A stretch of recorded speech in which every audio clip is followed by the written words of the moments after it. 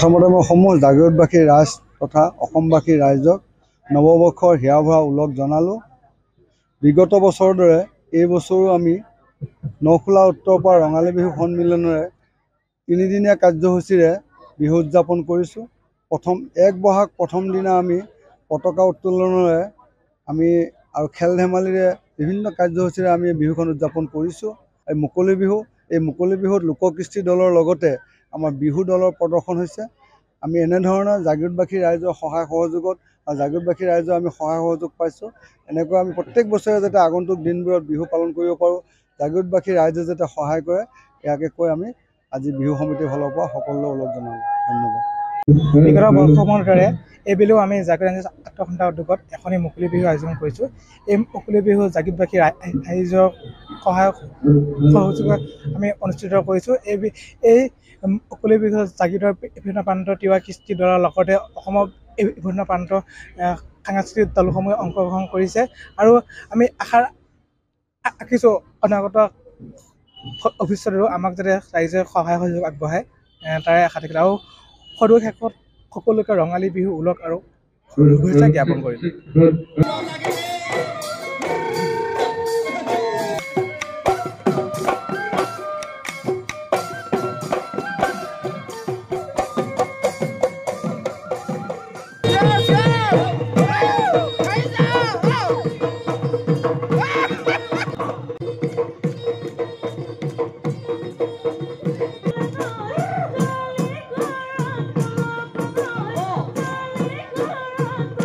প্ৰথমতে মই সমূহ জাগিৰোডবাসী ৰাইজ তথা অসমবাসী ৰাইজক নৱবৰ্ষৰ হিয়া ভৰা ওলগ জনালোঁ।